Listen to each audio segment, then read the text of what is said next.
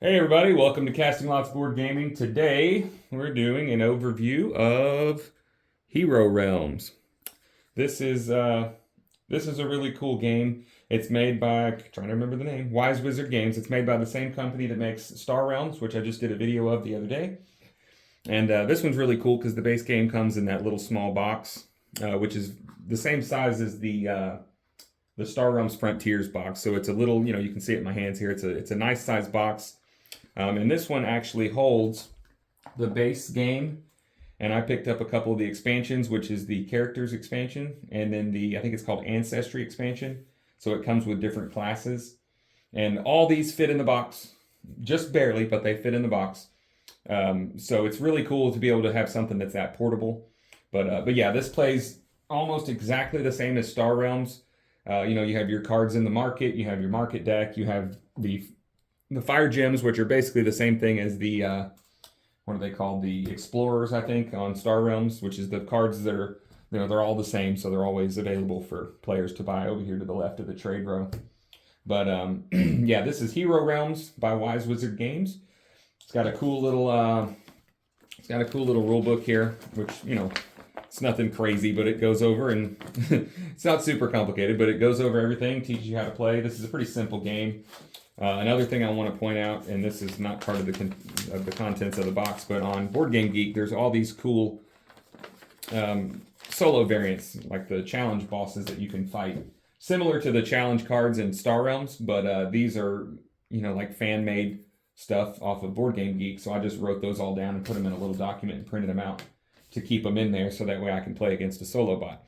Okay, so we'll start at the top with quality. Quality on this one is, you remember I gave the quality on Star Realms a lower rating. They definitely upped the quality of the cards in Hero Realms. They have a really good feel to them. They have a tough feel with the coating, and I don't know if you can hear that.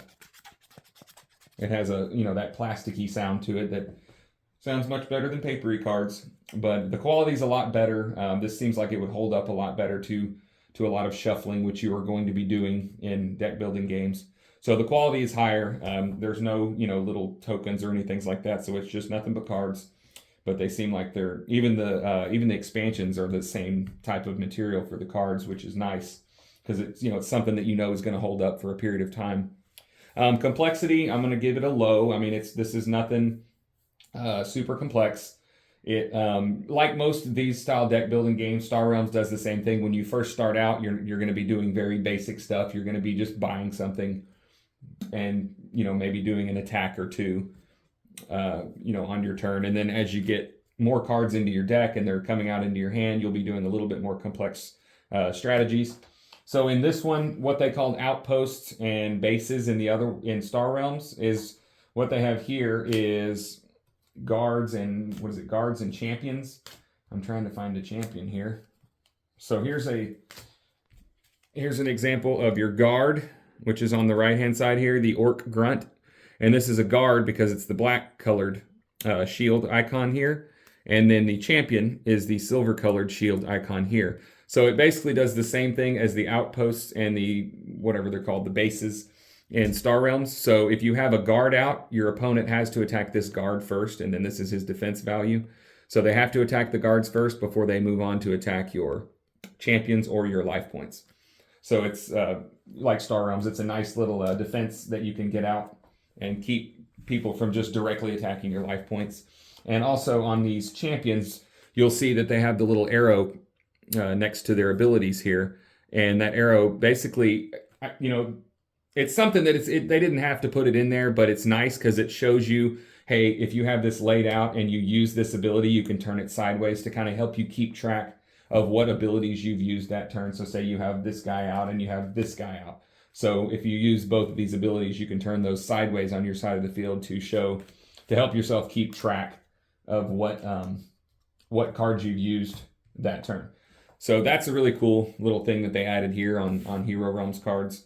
Your base cards are basically going to be, you have gold, which is 1 purchasing power, and then you have your ruby, which is 2. You have the short sword, which is attack 2, and then the dagger, which is attack 1. So this is the base cards that you would start out with, and then they have the 4 life trackers, similar to the ones in Star Realms. that, you know, you count down 50 and then 49, 48, 47, and so on to keep track of your life. So there's 4 of those in the Hero Realms pack here.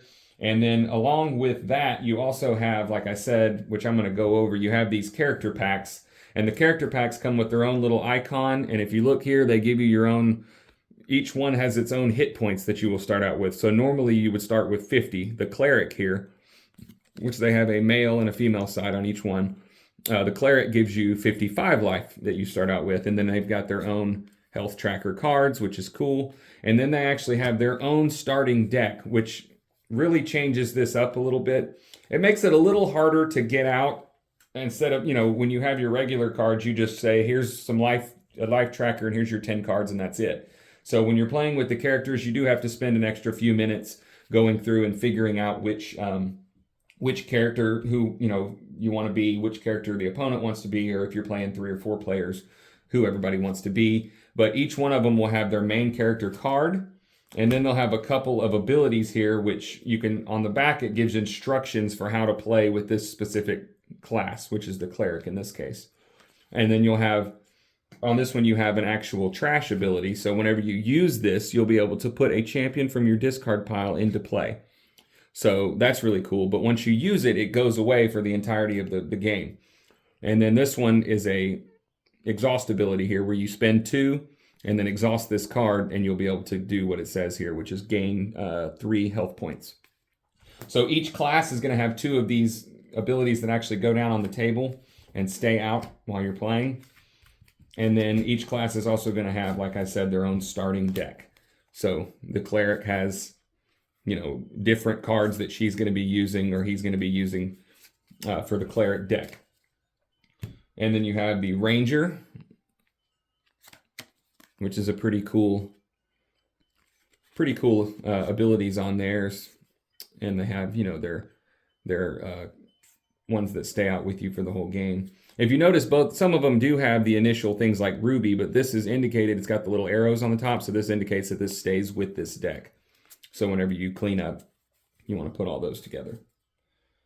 Then you also have the Wizard, which is my personal favorite. I really like the way the Wizard plays. It's one of my favorite classes. And then you have the Fighter, which this guy starts with 60 HP here, which is really good. So that gives you an extra little 10 bonus HP from the very beginning of the game. And you can see they have some really powerful exhaust abilities here. This one's an 8 attack. And then the Shoulder Bash, which you can use at any time, spend 2 gold, and you're able to get 2 extra attacks. So, and each one of them have a very different play style, which is really cool that they have that. Here's the Thief, on both sides of the Thief card. You can get 52 life with the Thief. And then you have some various Thief abilities here. So those are the character packs. And then you have the Ancestry packs. So you have, these are like races of characters. So you have the Elf. And if you notice, this is, I don't know if you're supposed to play like this or not, but it says -8 on the Elf character. So if I was to play, you know, the Cleric who starts with 55, what I normally do is I'll take that and I'll set that. We'll have 55, and then you basically go down 8. So you would start with whatever that is, 47. So you would actually start with 47 life if you were playing an Elven Cleric. So you have the Elf, and then each race here has race-specific cards. This one you want to take note because some of them say replaces gold. So whenever you do that, you actually want to take a gold out of your starting deck and put this card in there in its place.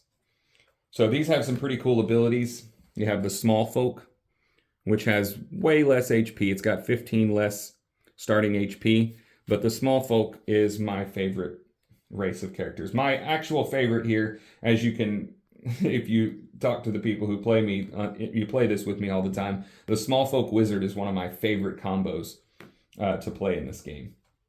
And then you have the Ogre, which has 10 extra HP, so you're a big beefy ogre. Have some good attack abilities for the Ogre race. And then you have the Orc, which is 4 more HP. And then you have these various abilities here. So you just have to check them out. The classes and the character packs are really cool. And then the Dwarf, tough little dwarf lady here. You got plus 6 HP on that one, and then you have some various abilities here. So yeah, I definitely recommend, when I was looking into the game before I got it, I definitely saw a lot of reviews and forums saying you definitely want to get the character packs and the ancestry packs because it gives you a whole different play style. It adds a lot to the complexity of the game, which is nice to be able to choose, when you play, do I want to play? And you can mix any of these together. So you can play an orcish thief or an ogre ranger, or you can play an elven fighter or a small folk cleric, or whatever you want to do. So you can mix any of these 5 characters with any of these 5 races and create a unique play style. And you'll find ones that you like and you'll want to stick to them more, like my small folk wizard that I have here, a hobbit wizard. So that's really neat. So those are the character packs and the ancestry packs. So that's those. But it plays the exact same. Like I said, complexity, I would still consider it to be low. I guess it would add a little complexity when you add in these, but it's basically just starting out. It doesn't affect, the gameplay is still the same basic premise of, drawing 5 cards on your turn. You purchase things from the store. They have a price, which is 3, and then they do various things when you buy them. So it's the same concept, the basic deck builder style game with a central market. So it works out exactly the same. So yeah, complexity is not very high. It's something that you can pick up at almost any age and be able to, pick it up within a few minutes and just, be able to have a good time by the time you get done. So I'd say replayability, as with most things like this, it's going to be high, even with just the base cards and just this here, when everybody, starts without the character pack or the ancestry pack. Even without those in there, there's still a high replayability because it's always going to be variable from this market. Because every time you play, you're going to shuffle all these cards up and you're going to have different cards coming from the market. And you might try a different play style. One time you might try to go with more of the attacking, and then one time you might try to go with more of the healing route where you're trying to heal and maybe create a defensive strategy. So in this one, like Star Realms, there is the different classes. I think this is the Wild, which is the green cards. The Wilds. I can't remember exactly what they're called. And this is, I think it's the Empire or something like that. And then you have I think it's Trade, the Merchant Federation or something. And these are going to be focused on gold and purchasing power. The yellow, if I remember right, it's been a little while since I played it, but I think the yellow are kind of going to be focused on just a general strategy of like drawing cards and things like that, kind of like the same as it was in Star Realms. And then the green, they do pretty good damage. And that's one thing that on Star Realms, each faction has a specific, they're very focused on one specific thing. Whereas in this one, it's a little bit more open-ended. It's not, it's not super bad, but, but it's something that, when I play this, I end up picking, when I'm playing Star Realms, I end up picking a lot of the same classes or the same faction, colors. So that way I can get all those classes out, creating these awesome combos. Now, you can still do those awesome combos with this if you start piecing together, various green cards and things that you're pulling out. All these are going to be working together with these, just like in Star Realms. So you have these 3 here. You get this bonus ability here because you have another green card, and each one is going to get that bonus ability. So if you played these, each one of these cards is going to have both the top and the bottom abilities, which is cool. You can create some cool combos. But this one thing I noticed, it plays faster. I noticed how Star Realms is a little bit of a slower build, and there seems to be, I know it's not more strategy, but it feels more strategic. In this one, it seems like a really fast-paced, just a battle that doesn't take more than 10 or 15 minutes. And that is cool. So what I normally do is if I'm looking for something that's just going to play extremely fast, if we got 15, 20 minutes to kill and we just want to play a quick game of Hero Realms, that's fine. But Star Realms does seem to have a little bit more strategy. You got to think just a hair more, but it doesn't take anything away from this one. Both of them have a place. This one does seem to be a little bit faster, and I feel like, the purchase price on some of them is slightly different than it is in Star Realms. So that makes it play just a little bit different, but it really doesn't affect anything. In reality, they're both very similar games. I mean, they're made by the same company. They're the same basic game, but one of them's got a fantasy theme and one of them has a space theme. Rating, I'd give it a PG. It's any age rating, really. You have some, some stuff like this. This one's called The Rot. and it's not, brutal, crazy stuff. Let's see. We have intimidation. It's an orc holding a knife up to a guy, but this is not scary type of things. It might bother. You have the cult priest here. It might bother maybe some super young players, but with these types of games, again, you're not picking up the card and looking at the artwork for 10 minutes. You're just picking it up and you're immediately looking at the bottom of the card going, okay, what does this do? Okay, this is a cool ability. I like this, so I'm going to buy this. And then they're going through your hand so fast. You're not sitting there staring at the artwork. As far as score goes, I'd give it a 7.5 out of 10. I do like Hero Realms a lot. I feel like I lean towards Star Realms, and I don't know if it's because my love for sci-fi stuff or if it's something else. I'm not sure, but both of these have a place on my game shelf. I get them both out regularly. I play both of them regularly, solo and with other players. So they're both a lot of fun. I definitely recommend picking up Hero Realms. And just like Star Realms, this is they have a really big box that can store all the different cards for Hero Realms, and they have a campaign that they go through where you basically, it's the same, I think it's the same gameplay, but you go through the campaign. But I didn't really want something like that. I wanted something that was just a one and done. You pick it up, you play a quick game or two, you put it up, and you're good to go. Or you can carry it around and take it to a friend's house because it's a small box. So it's a really good, portable style, good deck building game that is a lot of fun. And if I'm in the mood for fantasy, I'll pick up Hero Realms and play it. But I think Hero Realms is somewhere in the $20 range.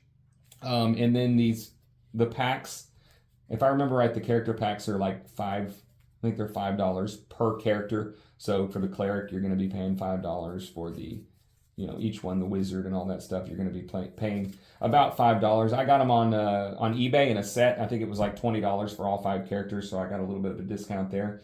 And then the Ancestry pack is one card pack that you buy.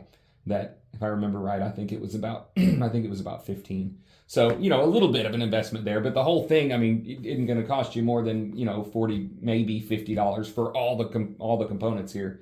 And you're not going to, you're going to have plenty of gameplay out of that. This is something that I've had for a while, and I still get it out occasionally and still have fun with it. So I think it's well deserving of a 7.5 out of 10. I think the reason why I gave it, I don't remember what I gave Star Realms. I think it was an 8. But the reason why I went slightly lower on Hero Realms was because it's just, like I said, I don't know if it's just me liking the sci-fi aspect better, or maybe it plays a little slower and feels slightly more strategic. But I would normally lean slightly more towards Star Realms than Hero Realms, but like I said, both of them still have a place on my game table, and they're really fun to get out. You have a lot of fun with them. So this has been an overview of Hero Realms. We'll see you next time on Casting Lots Board Gaming. God bless.